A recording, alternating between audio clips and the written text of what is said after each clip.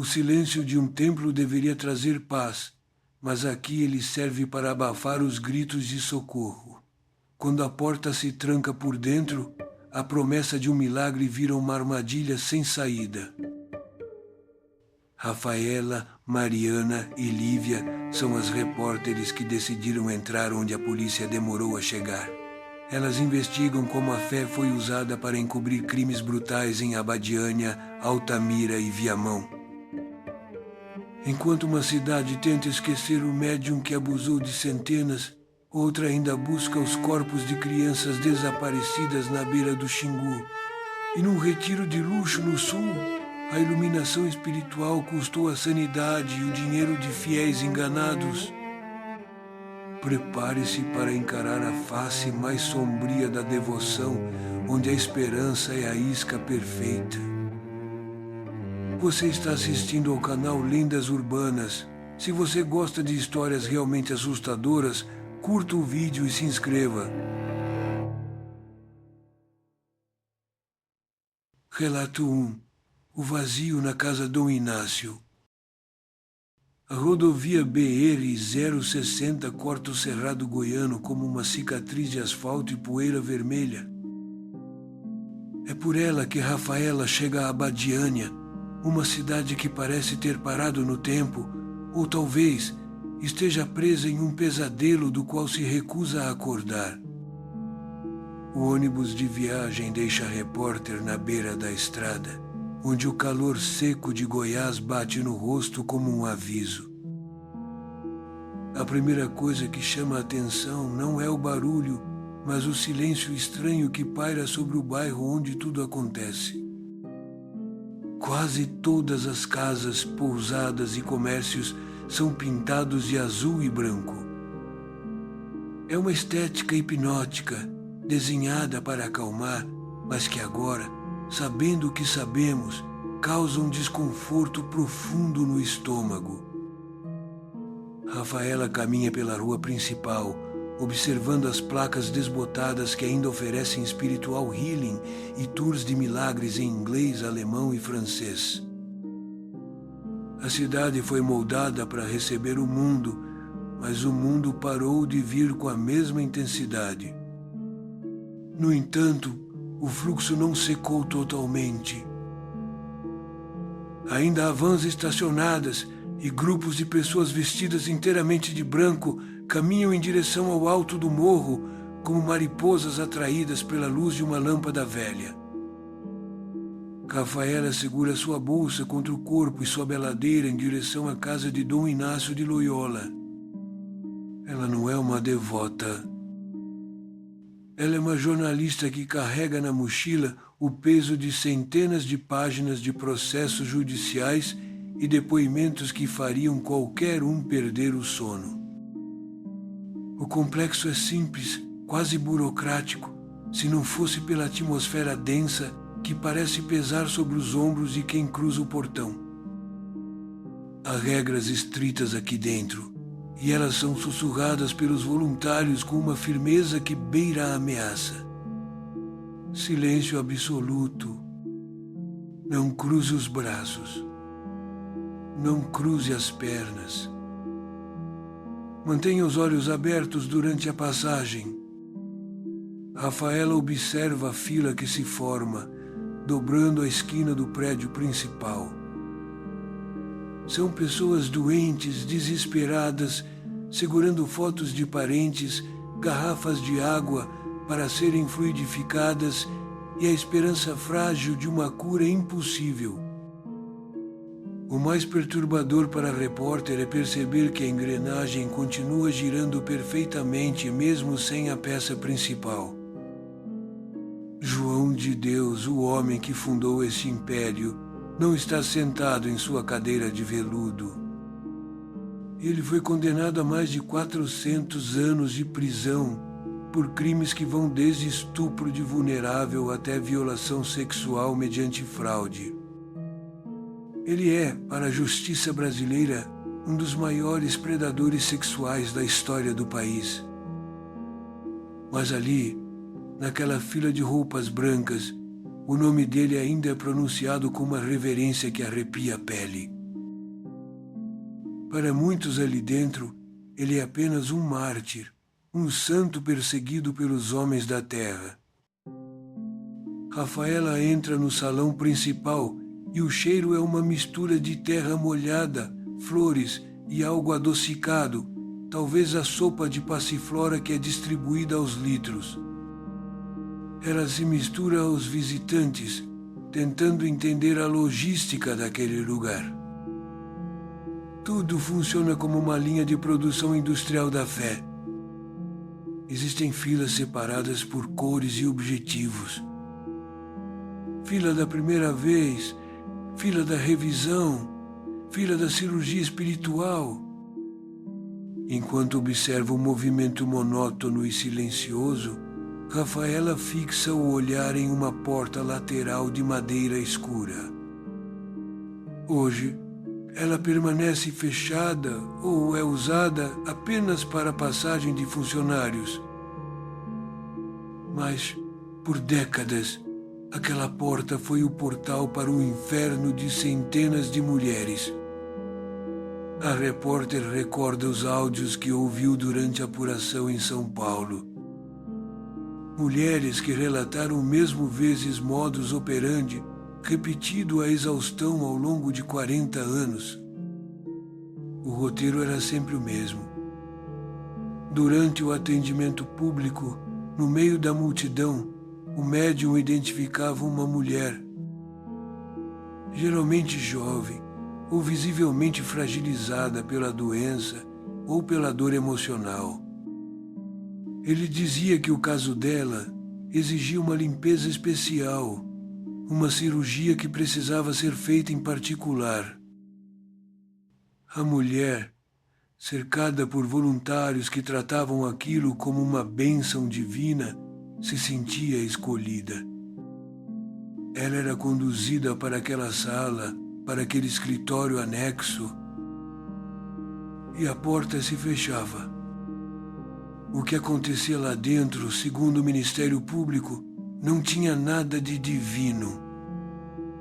Sob o pretexto de canalizar energias ou limpar os chakras, os abusos aconteciam. Muitas vítimas descreveram uma paralisia total. Não era apenas medo físico, era uma trava psicológica brutal. Como você grita por socorro quando o homem que está te violentando é considerado um Deus vivo por todos que estão do lado de fora da porta? Como você denuncia o homem que prometeu curar o câncer do seu filho? O silêncio daquela sala era garantido pela fé cega de quem estava no salão, rezando de olhos fechados enquanto o crime acontecia a poucos metros de distância. Rafaela sente um nó na garganta enquanto observa os voluntários organizando a fila. Eles controlam o fluxo com gestos curtos e olhares severos. Ela se pergunta quantos deles sabiam. Quantos viram mulheres saindo daquela sala chorando, desorientadas, e disseram que era apenas a limpeza espiritual fazendo efeito? A cumplicidade do silêncio é tão palpável quanto o calor de Goiás.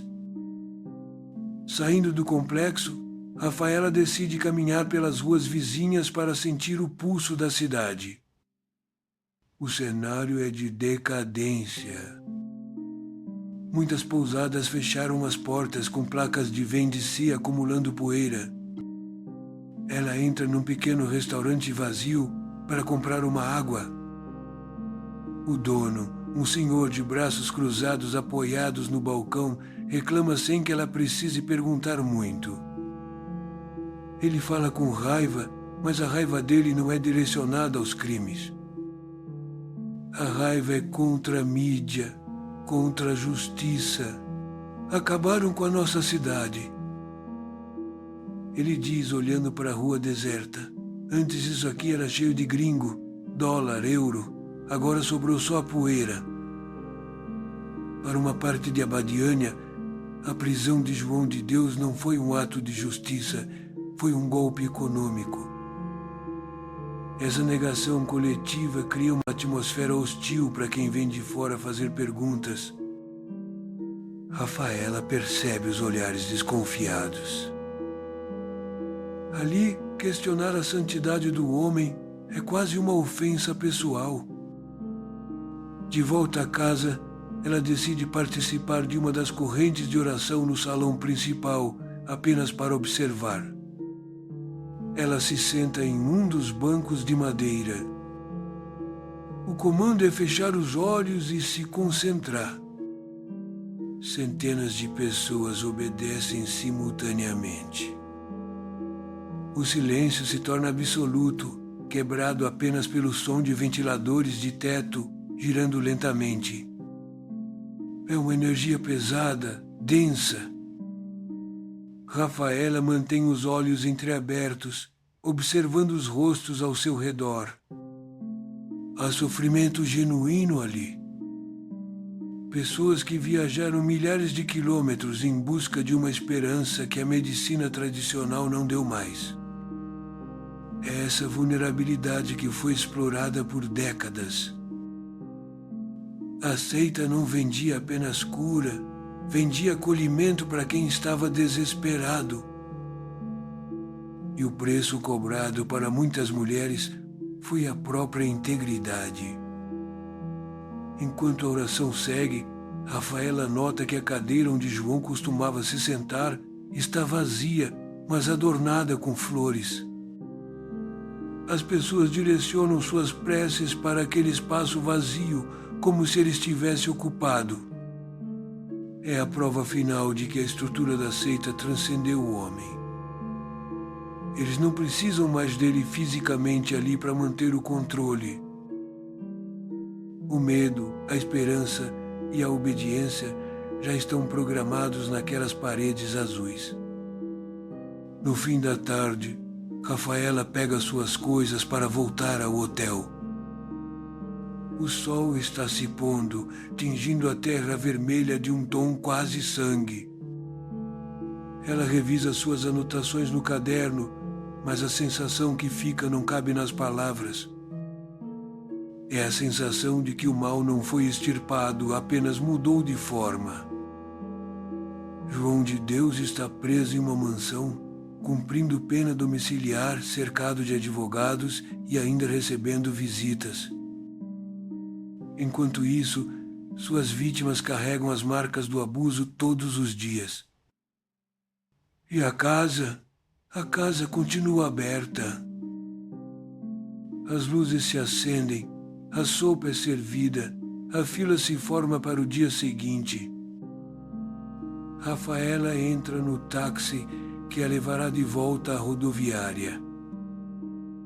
Enquanto o carro se afasta pela BR-060, ela olha pelo retrovisor. Os letreiros de casa de Dom Inácio vão ficando pequenos, sumindo na poeira da estrada. Mas ela sabe que para quem ficou preso naquela teia de fé e manipulação, a distância não significa liberdade. Em Abadiânia, o silêncio ainda é a lei mais forte. Se o silêncio do cerrado esconde segredos de décadas, o calor úmido do norte do país guarda histórias ainda mais brutais. A mais de 2.000 quilômetros dali, nas margens do rio Xingu, outra repórter desembarca em uma cidade marcada pelo desaparecimento de crianças e por rituais que aterrorizaram o Brasil. Prepare-se, porque o próximo relato nos leva direto para o coração das trevas na Amazônia. Relato 2. As sombras de Altamira. O calor de Altamira não é apenas temperatura, é uma pressão física que esmaga o peito. Assim que Mariana desce no porto, o ar úmido e pesado do Pará gruda na pele como um aviso. Aqui, às margens do rio Xingu, o passado não foi enterrado. Ele caminha pelas ruas de terra batida. Mariana é jornalista investigativa e já viu muita coisa ruim, mas Altamira tem um peso diferente. Ela não está aqui apenas para contar uma história de crime, mas para entender como o medo pode enlouquecer uma cidade inteira. Nas paredes das casas simples dos bairros periféricos, ainda existem marcas invisíveis de uma época em que ser menino era uma sentença de morte. Entre o final dos anos 80 e o começo dos 90, algo monstruoso começou a acontecer. Crianças desapareciam. Não qualquer criança, mas um perfil muito específico. Eram meninos de 8 a 14 anos, pobres, que corriam descalços entre os igarapés e os terrenos baldios. Quando os corpos eram encontrados, a brutalidade desafiava a compreensão humana. Eles estavam nus, violentados e apresentavam marcas cirúrgicas terríveis na região genital. Foram emasculados. O termo técnico frio escondia uma realidade de dor inimaginável que fez o Brasil inteiro prender a respiração. Mariana caminha pelo bairro onde o primeiro menino sumiu. O silêncio da tarde é cortado apenas pelo som distante de um carro de som tocando música evangélica. É fácil imaginar o pânico daquela época. Mães trancando os filhos em casa, escolas vazias, a polícia batendo cabeça sem saber para onde olhar. A primeira teoria foi tráfico de órgãos. Diziam que os cortes eram precisos demais, feitos por médicos, gente poderosa. Mas os peritos logo derrubaram essa ideia. Os órgãos não serviam para transplante naquelas condições. Se não era dinheiro, o que sobrava? Para a população aterrorizada, sobrava apenas um mal absoluto. Foi nesse vácuo de respostas que surgiu a sombra da seita. Mariana entra no arquivo público da cidade, onde o cheiro de papel velho se mistura com a poeira. Ela abre as pastas do processo e encontra o nome que virou sinônimo de pesadelo: Lineamento Universal Superior, ou Luz. O grupo era liderado por uma mulher chamada Valentina de Andrade. Eles misturavam ufologia, esoterismo e discursos apocalípticos que soavam estranhos para a população local. Mariana lê trechos do livro escrito pela líder, intitulado Vezes Deus, a Grande Farsa. As palavras são confusas, falam de energia e de um suposto perigo que as crianças representavam para o futuro da humanidade.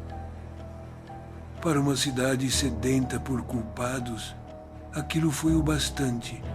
Não importava se havia provas forenses ligando o grupo aos corpos. O que importava era que eles eram estranhos, falavam coisas bizarras e estavam no lugar errado, na hora errada. A imprensa nacional desembarcou em peso, transformando a investigação num circo de horrores. Mariana revisita as manchetes da época. Jornais falavam em rituais satânicos, magia negra e sacrifícios para extraterrestres. O medo virou histeria coletiva. Pessoas juravam ter visto rituais que nunca aconteceram. Testemunhas mudavam seus depoimentos da noite para o dia. A pressão popular exigia sangue. Médicos locais e membros da seita foram presos, julgados e condenados sob os holofotes de um país que clamava por justiça. Valentina, líder mística, foi absolvida por falta de provas, mas seu rosto ficou marcado para sempre como a bruxa da história. Parecia que o caso estava encerrado, que o monstro tinha sido capturado. Mas a realidade, como Mariana descobre ao revirar os documentos mais recentes, é muito mais cruel. Anos depois, longe dali, no estado do Maranhão, a polícia prendeu um homem franzino, um mecânico chamado Francisco das Chagas. Ele não era líder de seita, não falava de alienígenas e não tinha dinheiro, mas tinha um segredo macabro enterrado no quintal de casa. Chagas confessou ter matado dezenas de meninos. Ele descreveu com detalhes arrepiantes como atraía as crianças com promessas de frutas ou pequenos pagamentos. E o mais perturbador, ele confessou crimes em Altamira na mesma época, com o mesmo vezes modus operandi vezes dos meninos emasculados. Mariana sente um frio na espinha ao comparar as datas. Enquanto a cidade caçava bruxas e a justiça condenava a suposta seita satânica, um vezes serial killer, vezes real, operava nas sombras. Francisco das Chagas agia sozinho, movido por impulsos sádicos, invisível aos olhos de quem só procurava por rituais mágicos. Essa reviravolta jogou uma dúvida ácida sobre tudo o que se acreditava. Se Chagas estava lá e matou alguns, será que ele matou todos? Será que inocentes pagaram pelo crime de um psicopata solitário apenas porque a narrativa da seita era mais vendável? Mariana conversa com advogados que, até hoje, tentam provar que houve um erro judiciário histórico. Mas a parte mais dolorosa dessa história não está nos tribunais. Está na sala de estar de Dona Maria, uma das mães que Mariana visita. A casa é humilde, o chão é de cimento queimado e na parede um retrato amarelado de um menino sorridente. Ele tinha 10 anos quando saiu para brincar e nunca mais voltou. Dona Maria serve um café ralo e fala com a voz embargada de quem chorou por 30 anos. Para ela não importa se foi a seita, se foi o mecânico ou se foi o diabo. O que dói é a falta de resposta. Muitos corpos nunca foram encontrados. Muitas mães nunca tiveram um túmulo para visitar. Ela conta para Mariana como foi viver aqueles anos. O medo de olhar para o lado, a desconfiança com o vizinho, o terror de ver um carro estranho na rua. A seita virou uma entidade onipresente na cabeça das pessoas. Mesmo hoje, com Valentina morta e o grupo dissolvido, o nome Luz ainda é sussurrado com pavor nas esquinas de Altamira. Mariana percebe que a verdadeira seita que se instalou ali foi a do medo. O medo manipulado por programas de TV sensacionalistas. O medo usado por políticos para mostrar serviço.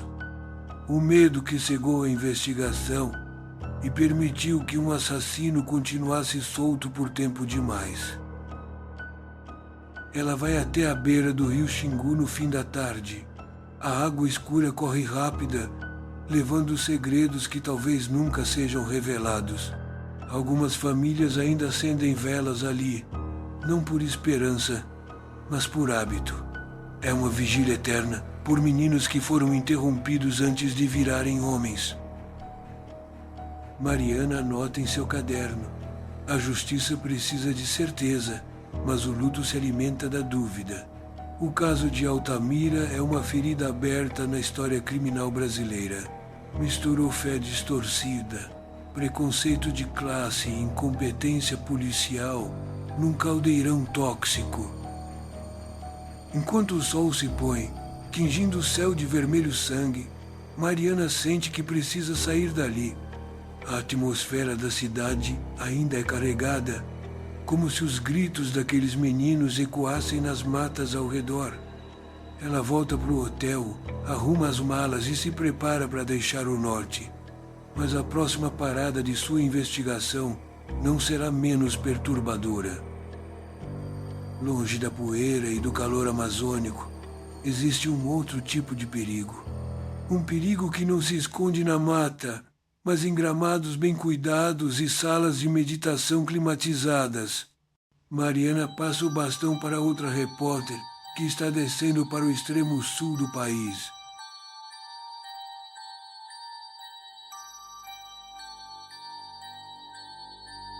Lá em Viamão, a promessa não é de contato extraterrestre, mas de cura interior e amor livre.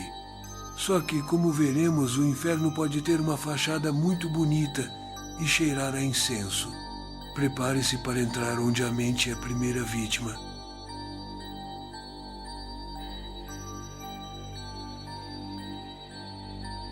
Relato 3. o retiro que virou cativeiro. O cenário engana qualquer um que passa pela estrada de terra batida na zona rural de Viamão, bem pertinho de Porto Alegre. É uma paisagem de cartão postal, com morros verdes, ar puro e aquele silêncio que a gente só encontra longe da cidade grande. No bairro Cantagalo, um portão simples escondia o que parecia ser o refúgio perfeito para quem estava cansado do caos urbano. Ali funcionava uma comunidade terapêutica, um desses lugares que prometem reconectar você com a sua essência. As fotos nas redes sociais mostravam gente sorrindo, rodas de meditação ao pôr do sol e uma vida comunitária baseada no amor livre. Mas quem cruzava aquele portão em busca de cura, muitas vezes acabava encontrando uma prisão sem grades. Eu sou a Lívia. E o que eu encontrei nos restos da comunidade Osho Vashana não foi iluminação espiritual. Foi um esquema brutal de escravidão financeira e desmonte psicológico. O que era vendido como um retiro de wellness e autoconhecimento, na verdade, operava com a precisão fria de uma empresa focada em extrair tudo que as pessoas tinham. A armadilha começava sempre do mesmo jeito, pegando a pessoa no momento mais frágil da vida. Geralmente era alguém enfrentando um luto, uma separação dolorosa ou uma depressão profunda, buscando qualquer luz no fim do túnel. O algoritmo das redes sociais entregava a promessa perfeita, um retiro de fim de semana para renascer e curar a criança interior. Você chegava lá e era bombardeado com afeto, o que os especialistas chamam de love bombing. Todo mundo te abraçava, te olhava nos olhos, dizia que você era especial e que ali era o seu verdadeiro lar.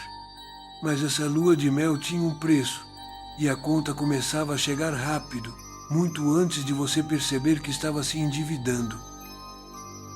As imersões custavam caro, valores que variavam entre 8 e 12 mil reais por poucos dias de estadia. Quando o dinheiro acabava, a manipulação subia de nível. O líder, conhecido como Prem Milan ou Adir Aliati para a polícia, convencia os seguidores de que o dinheiro era uma energia suja que precisava circular. A lógica era perversa. Se você estava pegado aos seus bens materiais, você não estava evoluindo espiritualmente. Eu conversei com pessoas que venderam apartamentos, carros e empresas, entregando tudo nas mãos do mestre. A delegada Geiselaura de Souza, que comandou a investigação, me contou sobre seguidores que foram incentivados a estourar o limite de todos os cartões de crédito, sob a desculpa de que o sistema financeiro mundial ia colapsar na pandemia. Mas o controle financeiro era apenas a ponta do iceberg. O verdadeiro terror acontecia nas sessões de terapia, onde a sua mente era virada do avesso.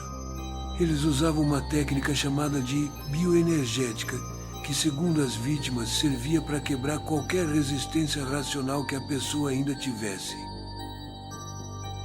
Imagine você contar os seus segredos mais profundos, seus traumas de infância, seus medos sexuais, confiando que está num ambiente seguro, e depois ver essas mesmas informações serem usadas contra você na frente de todo o grupo. Quem questionava as ordens do líder era colocado na cadeira quente, uma sessão de humilhação pública, onde o grupo gritava ofensas até a pessoa desabar em choro e pedir perdão. O objetivo era claro: destruir a identidade individual para que só restasse a obediência ao coletivo. E para garantir que a vítima não tivesse para onde fugir, eles atacavam a base de tudo, a família. Havia um curso específico, chamado Pai e Mãe, desenhado para cortar os laços com quem estava fora da seita. Os participantes eram convencidos de que seus pais biológicos eram a fonte de todo o seu sofrimento e fracasso. Romper com a família não era apenas sugerido, era visto como uma prova de lealdade e evolução espiritual. Muitos jovens pararam de falar com os pais por anos, acreditando que estavam se limpando de energias negativas, quando na verdade estavam apenas ficando isolados e dependentes do grupo. E então havia o sexo. Sob o pretexto de libertar a sexualidade e quebrar bloqueios energéticos, o abuso era institucionalizado. Não existia não dentro daquela comunidade. Recusar sexo era visto como um sintoma de repressão, uma doença que precisava ser curada. O líder e seus braços direitos chegavam a escolher quem deveria transar com quem, ignorando completamente a vontade ou a orientação sexual das pessoas.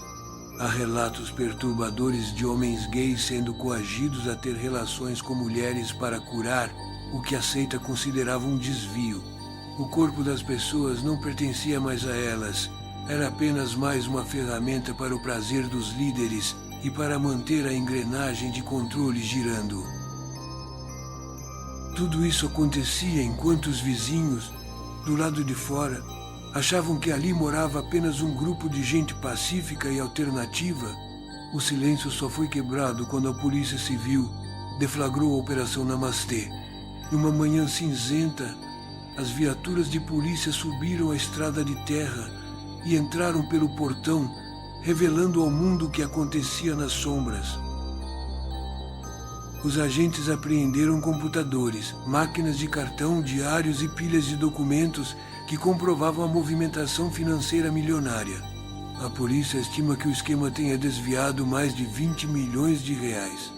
Mas o prejuízo financeiro é recuperável. O dano na alma daquelas pessoas é o que talvez nunca tenha conserto. Meses depois da operação, eu consegui autorização para entrar no sítio. O lugar estava vazio, oficialmente em reorganização, mas a atmosfera era pesada, como se o ar estivesse carregado de tudo o que aconteceu ali. Caminhar pelos dormitórios coletivos, vendo colchonetes empilhados e frases motivacionais nas paredes, me deu um nó no estômago.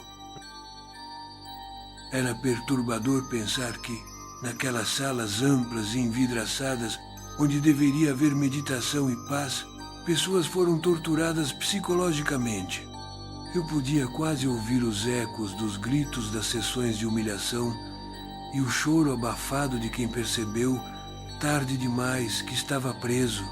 O contraste entre a beleza bucólica do sítio e a feiura dos crimes cometidos ali é algo que não sai da minha cabeça. A investigação concluiu o inquérito indiciando o Prem Milan e 2 de seus filhos por 13 crimes diferentes. A lista é longa e assustadora: tortura, charlatanismo, estelionato, lavagem de dinheiro e violência sexual mediante fraude. Para a justiça, não restam dúvidas de que a estrutura montada em Viamão era uma organização criminosa disfarçada de religião. Mas o líder nega tudo, e seus advogados insistem que tudo o que acontecia lá era consensual, parte da dinâmica de uma comunidade alternativa. É a velha defesa de sempre: culpar a vítima por ter acreditado, por ter se entregado, por ter buscado ajuda. Enquanto o processo corre nos tribunais, as vítimas tentam juntar os cacos de vidas financeiras arruinadas e mentes fragmentadas. Muitos ex-integrantes saíram de lá devendo centenas de milhares de reais aos bancos, sem casa, sem emprego e sem o apoio da família que foram obrigados a rejeitar. Eles carregam a vergonha de terem sido enganados, o que torna a recuperação ainda mais difícil. Como você explica para si mesmo que entregou sua vida, seu corpo e seu dinheiro para um homem que dizia ser um mestre iluminado? O caso de Viamão deixa uma lição amarga sobre a nossa busca moderna por sentido e cura rápida. No Brasil dos retiros instagramáveis e das terapias milagrosas, a linha entre um grupo de autoconhecimento e uma seita destrutiva é perigosamente fina. Eles não usam mais capuzes ou rituais satânicos óbvios. Eles usam a linguagem do amor, da física quântica e da bioenergia. Eles te prometem a liberdade total, mas o preço é a sua submissão absoluta. Eu saí daquele sítio com a certeza de que o mal pode vestir branco, falar manso e ter um sorriso acolhedor. E talvez esse seja o tipo de terror mais perigoso de todos, aquele que você convida para entrar na sua vida achando que é a salvação. De Abadiânia a Altamira, passando pelos Campos Verdes do Rio Grande do Sul, o padrão se repete. A fé, o medo e a dor são as moedas mais valiosas do mundo e sempre haverá alguém disposto a cobrar caro por elas. Essas 3 histórias são apenas retratos de um abismo muito maior, onde o silêncio das vítimas é o cimento que constrói os impérios dos falsos profetas. Enquanto você me ouve agora, em algum lugar do Brasil, um novo retiro está sendo anunciado, uma nova promessa de cura está sendo feita. E alguém, desesperado por respostas, está prestes a cruzar um portão do qual talvez nunca mais consiga sair por inteiro. A pergunta que fica não é quem será a próxima vítima, mas sim, quem será o próximo mestre a ser desmascarado.